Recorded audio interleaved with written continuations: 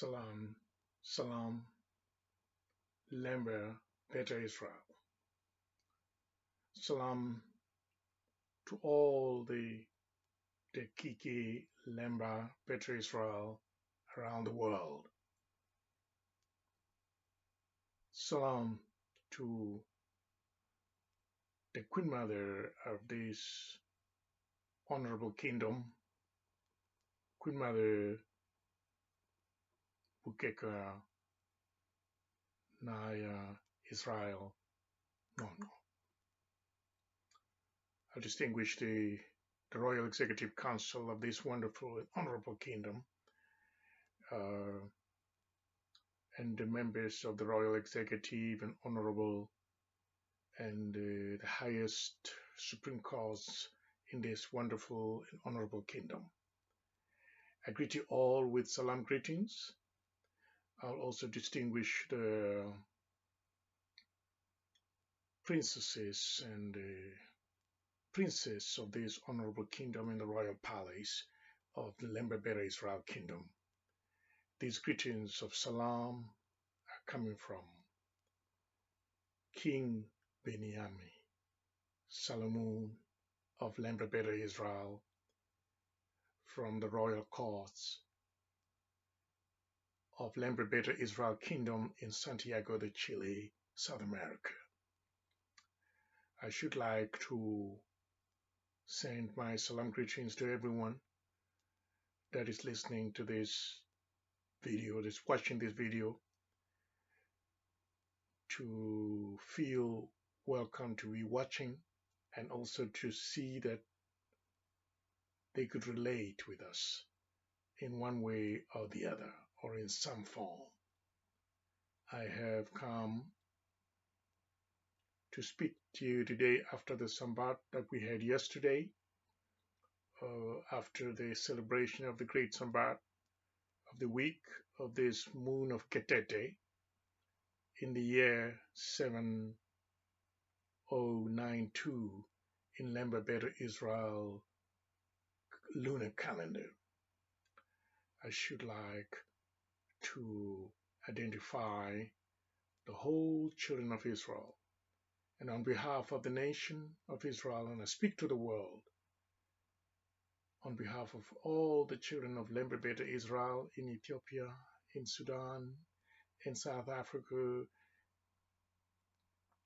in Uganda, in Rwanda, in Congo, and all over the world as they are scattered in the four corners of the earth. Today, I should like to speak about a very important subject that for millennia has not been spoken about, or even if it did get spoken about, it had never been such an impact in the lives of the children of Israel or in the lives of those that live in the neighborhood with the children of LEMBA Better Israel.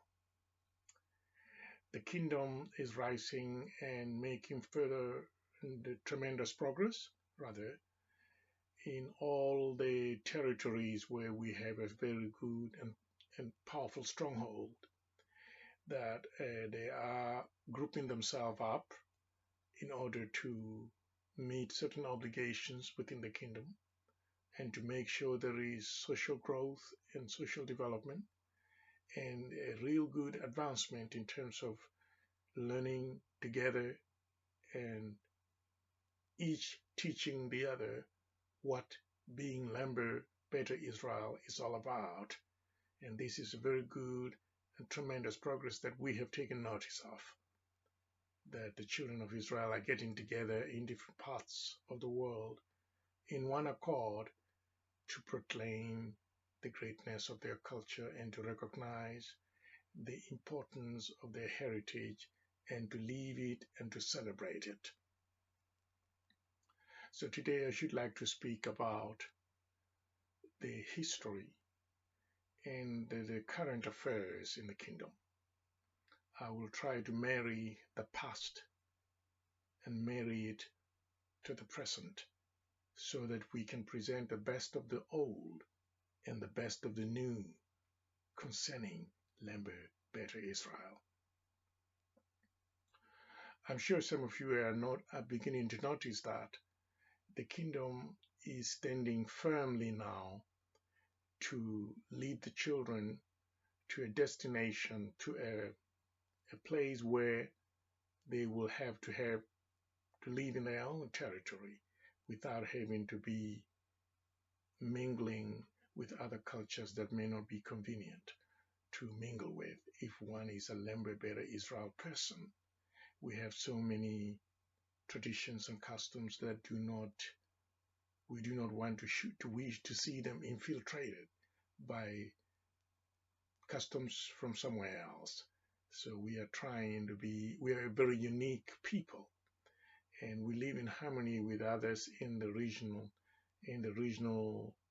landscape, but we always maintain our uniqueness as a people, LEMBA Better Israel. So we are trying to suggest, and we are even making it very clear and hinting some facts that we are a very unique nation and we live in harmony, peace and stability with those that are in the neighborhood of these territories where we have a stronghold of LEMBA Better Israel people. But the strength that we have is in our God, that repeatedly I have mentioned him, the Exia Mwari, the Amalak, Lakulu Manfas, Lakulu Sasega, who is the God or the master of all spirit and of all flesh.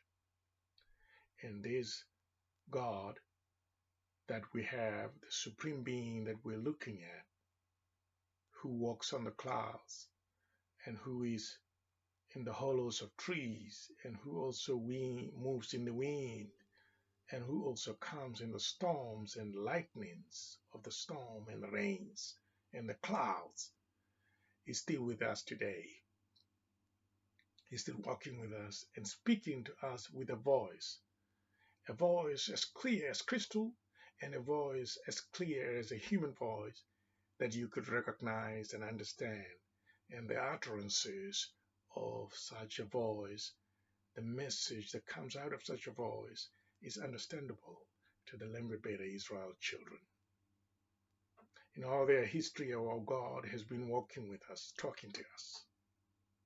We do not have to build a belief system because we have the real direct perception and the understanding, and the standing that we have with our God is quite a practical one, that we do not have to imagine him in any form.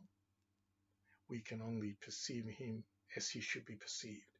We can see him as he should be seen. We can hear him as he should be heard.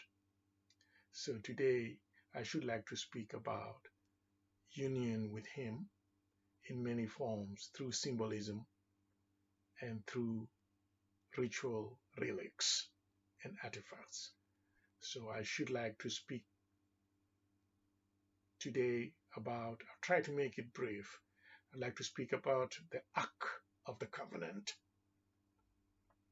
that was in the temple, as according to our history and our historical account, factual historical accounts, that we had a chest or a wooden box that was laced with gold that kept the commandments that Moses received from the mountain. And this became the book of the law that we're still keeping to this day. And these commandments and the special tablets were placed in a box that all of you have come to know, even in so-called Abrahamic faith, that there was such an instrument or such an artifact, such a relic, such a sacred object that was holding the commandments of our God inside it. And it was not only the keeping of the commandments inside the Ark of the Covenant, it was also the seating of our God in terms of communication with us in the temple and in the Holy of Holies, so that we could come into union with him and be able to speak with him and be able to reflect on him and be able to perceive him through the cherubims, through the the angels and cherubims that were sticking out from that box, and the thunder that came out of that, and the miracles that came out of that, and the sacred objects that were associated with this particular chest called the Ark of the Covenant. And in our original language, we call it the Tabot, the Tabot, the Tabot Seyon, which means the Ark of Zion, which was a sitting place for our God to speak with us. In all campsites that we've been to, even in the Holy of Holies and the temples of our father Solomon, this was the sitting of our God in our midst, that he was not far from us. But then we have a history of tragedy, that at some point this special relic, the special chest of a symbol of union with him, was lost from the temple. And to this day, it has not been found. Yes. And so we have a historical account about what happened to it in the 9th century BC with the son of Solomon called Abimelech, who went to SABA with it from his father's homestead and temple in Jerusalem, and took it to SABA, which some people say it is Ethiopia today, which arguably is not exactly that. It is actually the land of SABA that had listened to the voice of the Most High God of LEMBA Israel. The ark was taken from Solomon's temple to SABA, which we call Ethiopia today, to have a new covenant with the people of SABA, who have now turned their ear to the voice of the Almighty One of all spirit and all flesh in SABA, the son of the Queen of Saba, Saba being our patriarch as a people, the father of this nation, where I'm speaking from. And then the ark was taken there. The people of Saba had a covenant with the Most High One and the Holy One of LEMBA Israel for many, many, many years. And after so many years, of course, they turned away from him and they became a Christian people. The Egyptian Coptic people came to deceive them, and they converted their emperor. The emperor got converted to an Egyptian religion, which has nothing to do with Israel, with LEMBA Israel. And then the people of SABA, who are presently called Ethiopians today, begin to lose their way and to adopt symbols and deities of the Egyptian Coptic people and the Greeks and the Romans, and forgot about the covenant that they had with the LEMBA Israel, God. So the ark was kept in Ethiopia for a long, long time. But there came a time when there was war and famine in Ethiopia, and the children of Israel were persecuted in Ethiopia for being the true children of Israel, LEMBA Israel, who are not compromising their faiths and their culture and tradition to an Egyptian Coptic Christianity, which had nothing to do with their cultures originally.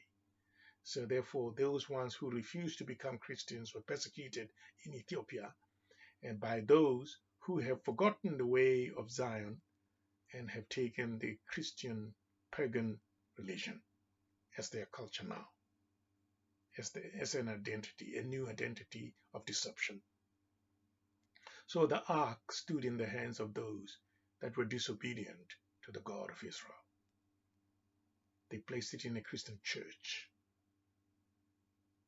They placed the ark in a Christian church. The Christian church has nothing to do with the Ark of the Covenant of Israel from Solomon's temple. Has nothing to do with it. Those who have the Ark were previously a people that came out of King Solomon and the Queen of Saba. But yet King Solomon and the Queen of Saba were never Christian people. And at the time of King Solomon and the Queen of Saba, even the son of Solomon, Menelik, Christianity was not even invented. So the descendants of Solomon and Saba became Christians. I don't know why and for what. Because Solomon himself and Saba had nothing to do with something called Christianity. Christianity was not even invented at the time of Solomon and the Queen of Saba. That was the time when the Ark came to Saba. And then in the end it fell into the hands of those who converted to Christian, Coptic, Egyptian religion, Alexandrian, Roman, and Greek religion, which is paganism and has nothing to do with better Israel. And these people that were in this fashion before the Almighty in this shameful way kept the Ark of the Covenant for a long time. The real Ark of the Covenant, the original copy of the Ark of the Covenant from Jerusalem. So now, as we were rising up as a people and beginning to understand ourselves, who we are and where we came from, we began to halt a little bit, to stop a little while and consider something and say to ourselves, but where is the symbol of the glory of Zion? As a people, we need this glory and this shining object and this shining reunion with our God. Where is it? The Christian is holding it. So during Operation Moses, when the rebels were entering Addis Ababa, in the 80s, between 84 and 89, we had operations happening in Ethiopia to take the Better Israel people from Ethiopia to Israel as a way of saying they are making a return to their homeland. And they were airlifted by United States Navy airplanes, not Israeli airplanes, to lift them up through Sudan to get to Israel. But before they could be released to go to Israel, to return to Israel, which they thought was their homeland, the government of that day in Ethiopia at that particular time wanted to sell them by the pound, wanted to sell them by the dollar, and said, if you don't give us 100 and something million dollars, the Better Israel people will not go. They will not be airlifted to Israel. If you don't do certain things that we want, it was the government of the day in Ethiopia at that particular time, they said, you have to pay. We will hold the Jews, or the Better Israel, as they call them, the Jews, because we don't have that identity. We are called Better Israel, not Jewish. I'm sorry, that's not our identity. Our identity is Better Israel. Yeah, Better Israel were sold by the government of the day in Ethiopia at that particular time. The price of which they were to be sold was in the range of 100 and something million, and then it was brought down through negotiation until they arrived at 35 million, somewhere there, and they settled for that. And so the Better Israel people were released from bondage in Ethiopia to be flown to Israel by U.S. airplanes. So in other words, the U.S. Airlines was in control and was coordinating and was owning the aircrafts that were lifting the children from Ethiopia through Sudan, through Operation Moses, to get to Israel, the modern state of Israel. So what happened? My people were sold for millions of dollars. And then little or no did the people know that also the Ark of the Covenant had to go. It was not only my people that were taken out and sold for 35 million, the Ark of the Covenant also was taken. There was a bribe of $42 million to let the Ark go. Guess who is taking it and who is in control Guess whose airplanes are in use at this particular time? It was the United States of America's airplanes that pioneered the whole operation. And the President of the United States at that particular time was President Ronald Reagan. And then the Ark was taken. 42 million bribe was paid to let the Ark go. How do we know this? Well, this kingdom has a very high intelligence and secret agencies that are able to know the truth of what is actually going on over there during that particular time. So we have very reliable sources that the Ark was taken. Why was it so easy to have the Ark taken through a bribe by people that were not Israelites themselves? The answer is simple and self-explanatory. Those who kept the Ark of the Covenant, had disobeyed the Master of all spirit and all flesh, the God of Israel. So it was a way of saying, since you have perverted this and you have not obeyed me, you will even lose my presence among you. That is the idea, and that is the reason why it is easy for some non-Israelite people from the United States to take the Ark away from the real people that were chosen to keep it.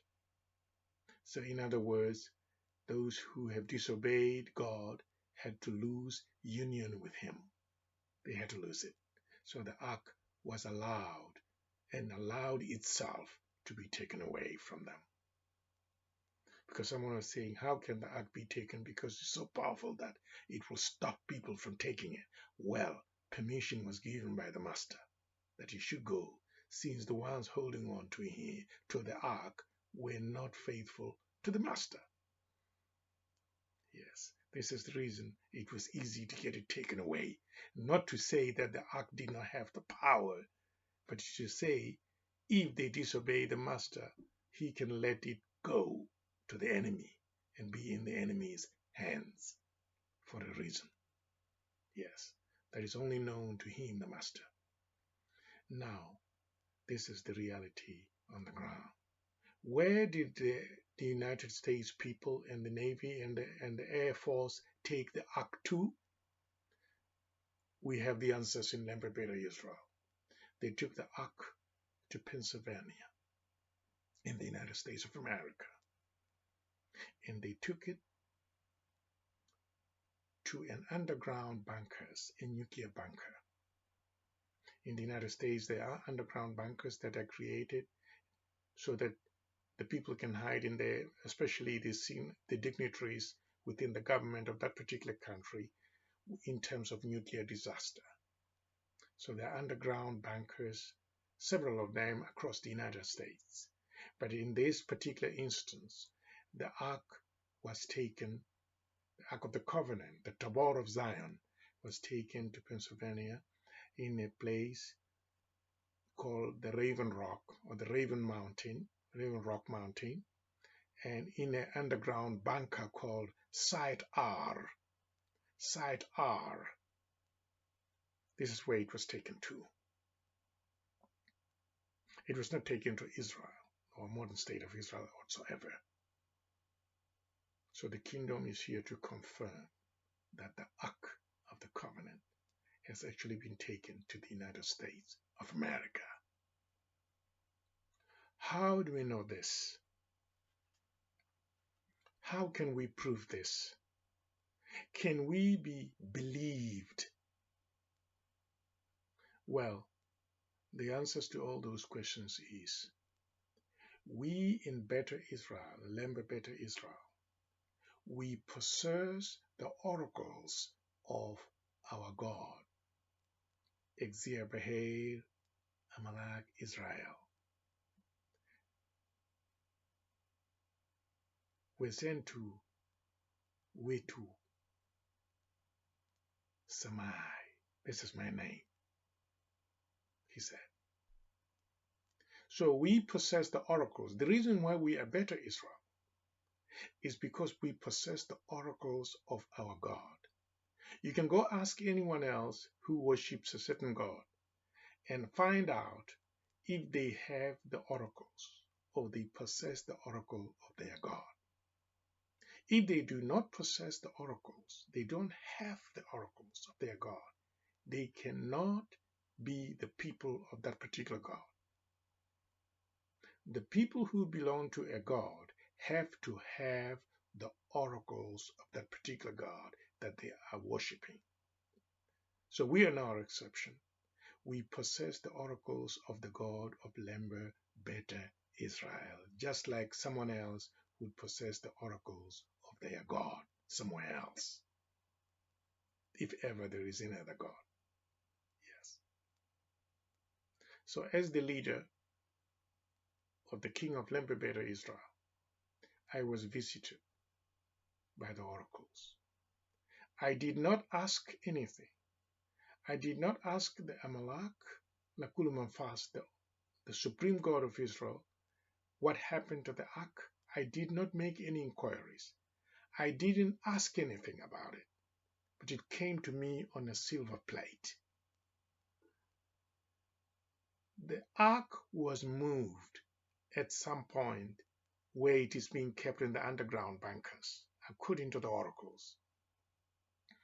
And during that time, they were moving it from one position to another position. And then as they did this, the energy of the ark, the waves, reached me thousands and thousands of miles or kilometers from the place where it stood. It came to me, the energies, I could feel it. And then 3 a.m. in the morning, I heard a voice and that said, "Wake up, I've come to tell you about the ark." Why are the people putting gunpowder near the ark of the covenant? The voice said to me, gunpowder has been put near the ark, and this is unacceptable. That was the first instruction, the first concern that I got from the voice of my God, speaking to me. A voice like a human voice came to speak these things.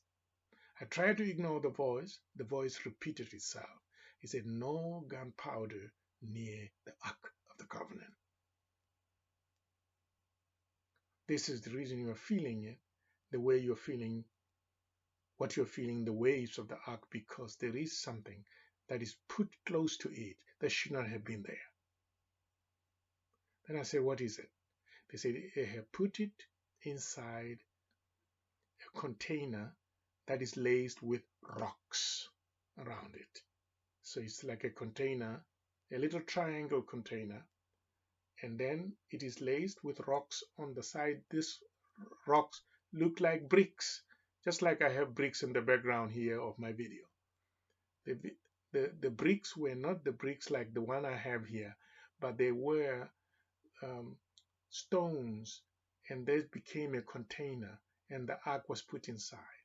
So it looked quite a little smaller than I had thought it was. Yes, they put it inside. Then they put it at the bottom of this underground bunkers. And then I saw, as my God was revealing to me, after speaking with me with a voice, and then he said, "Let me show you where it is. There is an underground bunker here. This is the position. This is the landscape. This is where everything is. There is a space here. There is a mountain here. And this is called the Raven Rock. And this is called Site R by the people. And then this is where they entered, and that's where they put it. And then it is smaller. And here in this whole underground bunkers, they are speaking in a coded language. It is the procedure. It is the chain of command that has to be used when you are at the bunkers. By the Navy, they have a secret language that they use among themselves. Then I was saying, what are these people saying? When God was revealing everything to me, he said, they are speaking that way because it's the system of operation within the bunkers. The language is a coded language. Yes. Remember, I'd never been there myself, but it was revealed to me by my God the realities of the site are in Pennsylvania. Okay, in Pennsylvania. So, in other words, these things that are happening there were reflected to me. I am thousands and thousands of kilometers away from this place. And I'm also thousands and thousands of kilometers away from the Ark of the Covenant where it has been taken to. Yet I could feel it, hear the waves, the radiation from so far away. It was revealed. Then they said, then I saw a man who looked like a butler who was attending. He had a bow tie, one of those old-fashioned ones. And then he had a jacket and the black trousers with a ribbon, like a silver ribbon on the side. And then this jacket was like stars, and he was singing songs. And then he said he was going to bring it up to the surface, this Ark of the Covenant, to give it to the king of Israel, LEMBA Israel, myself, King Binyam Selamun, to receive the Ark from the United States government at the underground bunkers. This is the oracle and the revelation I received thousands and thousands of kilometers away. That's why I'm so confident that the Ark has been taken to this particular place. I posted on Facebook and social media about my experience and the hearing of the voice from my God about the whereabouts of the Ark of the Covenant, and I was very confident because I was told directly by the voice of my God where the Ark had been taken to. So I'm not going to be fooled. I'm not going to be listening to anyone else telling me where it is. There could be so many theories. I'm not interested. And I know that they will ultimately give it to me in the United States of America, according to the oracles and the vision and the revelation I have received from my God. They will ultimately give it back to me, and I will take it to my people. And I saw myself on that particular day of the revelation holding it, and I said to the people who were giving me the ark, I said, why is it so small? Like I never thought it would be this small. I thought it was bigger than this. That was my objection. The reason I thought it was small is because the covering that I told you about, the container in which it was put in, was actually bigger than it. So when you see it as a whole with the container, you think that it's quite bigger. But when they take it out of that container, it looks smaller than the container. So that's why I got confused in the revelation, saying, why is it smaller? I thought it was bigger. That was the revelation and the power of revelation that I was given in the oracles.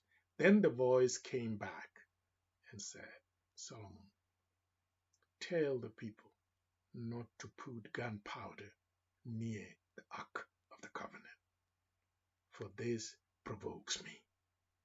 And now that needed an interpretation, of course. Why would they be concerned about gunpowder? I thought they would talk about the real guns being shot, that maybe they shouldn't shoot anybody around the ark. I don't know what that meant until I found out that when you shoot a gun, the gunpowder is released into your fingers when you shoot at that particular time. I had to ask some people. So when the police come to investigate who was shooting, they will have to examine your fingers that were pulling the trigger to find the gunpowder inside those fingers, to be sure that you are the one who fired the gun. Yes, this can also mean the same thing. In Ethiopia, the trade of my people and the trade of the Ark of the Covenant was to get money that was going to buy guns, because the rebels were approaching Addis Ababa and they were entering Addis Ababa. Mengistu was afraid, and he needed arms to be able to defend his territory from the rebels who were approaching Addis Ababa. And so the arm deal and the quest to obtain firearm is the one that got my people sold, and is the one that got the Ark of the Covenant traded for 42 million, or through a bribe of 42 million. So this was all for the sake of the gun or the gunpowder. So for this reason, the gun is a problem to my kingdom, and to the Ark of the Covenant, and to the children of Beta Israel. It was the gun that made the sale of my people possible. It was the gun that made my people lose the Ark of the Covenant, which was a union with their God. So the gun is my enemy. The gunpowder is not a friend of this kingdom.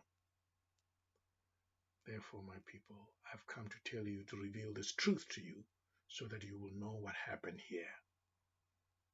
And that one of these days, we will have to go to the United States to receive the Ark of the Covenant that has been taken from us and placed in this underground bunkers at Site R at the Raven Rock Mountain, to return to Israel, or to LEMBA Beta Israel, through the King of LEMBA Beta Israel, the one who's speaking to you right now. This is the greatest revelation ever in millennia that could ever be given, or in many centuries, coming from the King of LEMBA Beta Israel, telling you how he had encounter with his God, who revealed to him. Now, all these things that I just mentioned. Now, someone may say, I don't believe you. Well, the reason I had this video done was not to make people believers. This is not the intention of this video. The intention of this video is to tell. The former things are come to pass. Behold, the new things I declare, but before they spring forth, I tell you of them.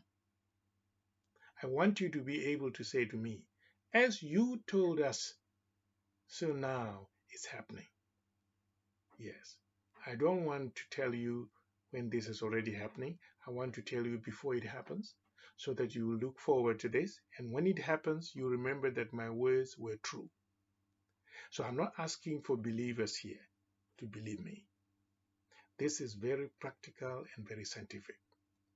That if the Ark of the Covenant is radiating something, has got a lot of radiation waves, and can reach me wherever I am because I'm a messenger of our God, and then I can be shown who has taken it and who is going to return it to me in due course, then I have no need to look for believers for this. Anyone else in the world will see this with their own eyes in the final analysis. Yes. So do not worry about believing or not believing in me. This is not of any relevance whatsoever. Yes. What is of relevance is that this message was told, so that when it happens, you will begin to confirm that the words I've been given by my God were true. And the revelation was not just a fantasy, was not a fantasy, but was the real tremendous impact that our God has on us, on our lives as his people. So, all I can say to the United States of government, I may not be as important as they think I am, but my word is made through this medium. Give it back. Give it back. If you don't give it back, it's not a threat, but it's the truth and the facts. I'm hinting facts, I'm not hinting hints. If you don't give it back, you will have a lot of misfortune in your country. You will have a lot of tsunamis, you have a lot of blizzards, you will have a lot of catastrophes, natural ones, that you will not be able to explain. You'll find yourself in such a catastrophe because of the ark, because it gives you bad luck because it's not yours. It should give you bad luck because it's not yours. Maybe you may think it's not giving you bad luck now, but it will soon do so. Maybe it has already done so because you had so many disasters and catastrophes that were unexplained.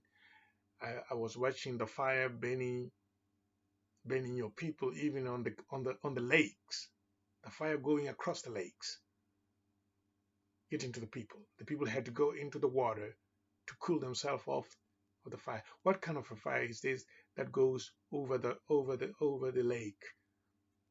Yeah, some of the things you will not be able to understand.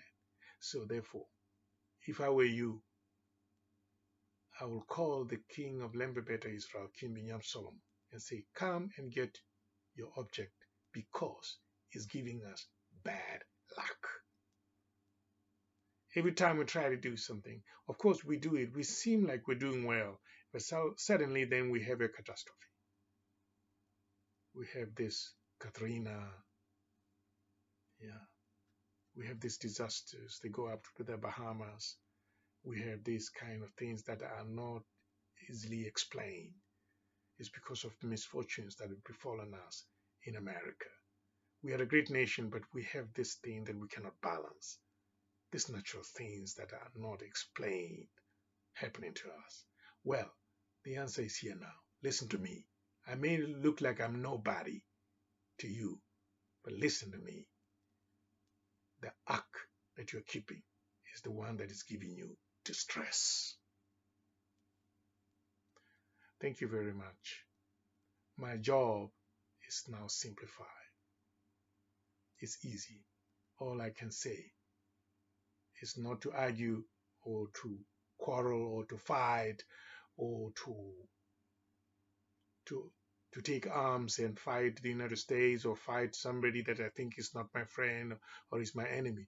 All I have to do is my job is easy now because I've given this message out. I feel so good and so relieved. All I need to repeat is to say, give it back, give it back. That's all my job. Give it back, give it back, give it back.